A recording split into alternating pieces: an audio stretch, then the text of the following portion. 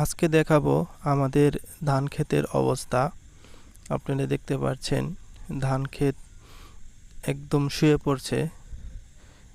গত বৃষ্টিতে আমাদের এই ধান ক্ষেতের অবস্থা। ধান ক্ষেত পুরোই শুয়ে পড়ছে। ধান ক্ষেত একদমই নষ্ট হয়ে গেছে। জানি না এখান থেকে কি ফসল আমরা ঘরে তুলতে পারবো। আপনাদেরকে একে একে সব কিছুই দেখাচ্ছি। দেখেন, পুরো জমির ধানই নষ্ট হয়ে গেছে। এগুলো কিভাবে যে কাটবো, কিভাবে যে ঘরে আনবো, আমাদের সত্যি মাথা নষ্ট। আপনারা দেখতে পাচ্ছেন ওই যে দূরে কয়েকজন লোক মাথায় করে ধান আনছে। ওই ভিডিও আপনাদের দেখাবো।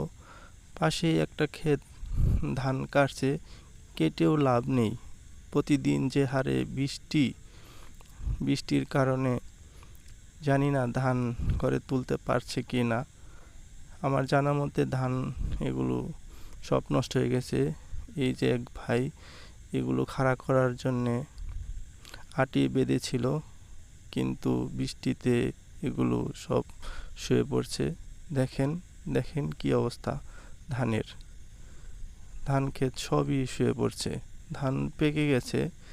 যদি বৃষ্টি না আসে, রোদ উঠে, তাহলে ধান এগুলো কাটতে পারবো। কিন্তু এরকম বৃষ্টি থাকলে আর কাটা যাবে না।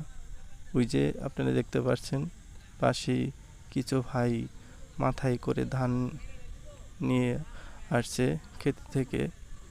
এ নিয়ে কী লাভ বলেন? সব ধানই তো নষ্ট হয়ে যাবে। ইদানিং খুবই বৃষ্টি। এই বৃষ্টির কারণে ধান একদম পচে নষ্ট হয়ে যাবে।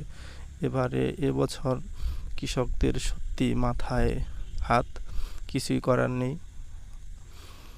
যে পরিমাণ খরচ করেছে ধান ক্ষেতের পেছনে, সেই তুলনায় এবছর কৃষকের অনেক লস হবে।